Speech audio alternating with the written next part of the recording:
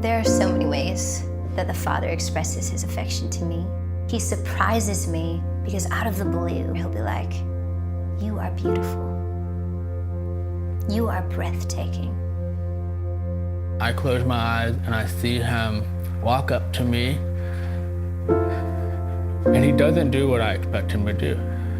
He pulls up a chair right next to me and just sits there.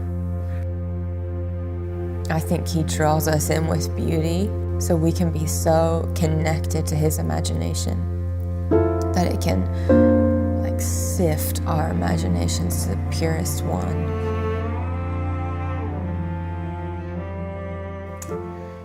There were a lot of years in my life where I could not see the Father's love for me. When I was 22, I was in a really bad car accident. That accident had done a lot of crazy mess to my internal organs. I mean, when you're in that kind of moment, you're sort of unfiltered, you know? And so I'm just literally like yelling at the Lord, like, I just need a break. And immediately, all the pain was gone. And I was like, what's going on? I felt waves of pain again, and I was like, no, I just need a break. I said it again, and immediately the pain left my body. Grief opened this way for me to be honest with the Lord about how I felt about my hearing. I have 50% of my hearing. I have about 35% hearing on my left side and 15% on my right side. Growing up, the idea that if you're angry with God, there's something wrong with you. When you want to be angry and you present joy, it's very exhausting. And so I come face to face with a God who says, I understand your humanity. I am sad and upset for you that you don't have your hearing. The Father's not afraid of anything inside of me. And the Father is constantly satisfied with me. You can be upset with him. He can handle that. Like, he's not scared of your anger. He's not scared of your question. And he loves joining our imaginations to his own. We were made in his image. And the only reason you and I can imagine is because he does. He's like, and I've been sitting next to you, filling you with comfort, showing you my closeness, but I can't take the pain away because it's a part of the transition. And so grief gives you the ability to identify with yourself, but also to identify with others. The Holy Spirit has really helped me to look back and see where I was actually blind to his love, to see where his affection has always been there.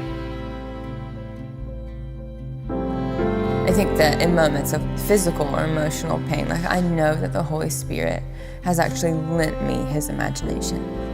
Like I know that you don't even have capacity to imagine what it would be like to walk again, but you can borrow my capacity.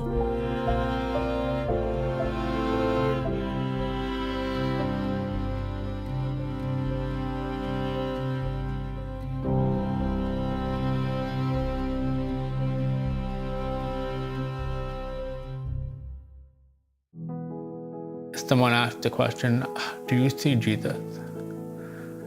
And in my imagination, I'm sitting there as a 6-year-old child with these earmuffs on, listening for a beep I can't hear, and all of a sudden, there he is, in a chair pulled up next to me, as close as he can be, listening for the beep with me. I've had to learn to let the Father express his affection to me through people.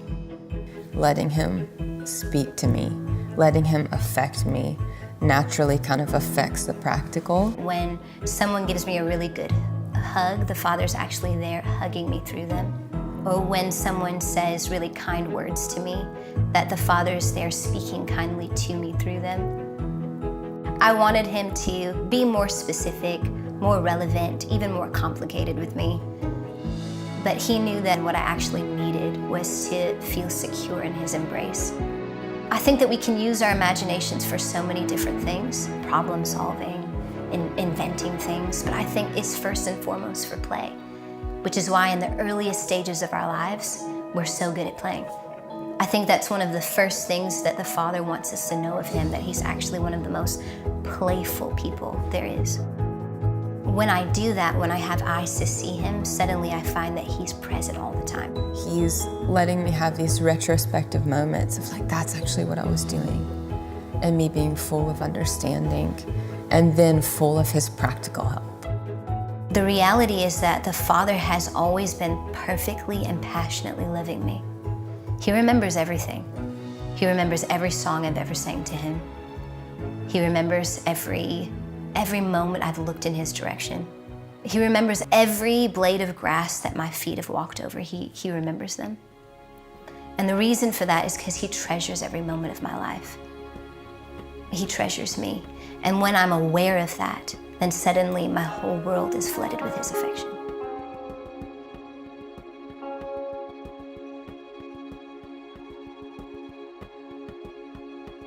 What if the Holy Spirit is so much more practical? What if the Holy Spirit is more? What if Jesus isn't far out ahead of you, but is pulled up right next to you? What if the Father actually trusts me? What if Jesus understands my humanity? What if the Father just wants to enjoy me? And what if the Father is able to fill every deficit in my life, and he's coming to do so even now?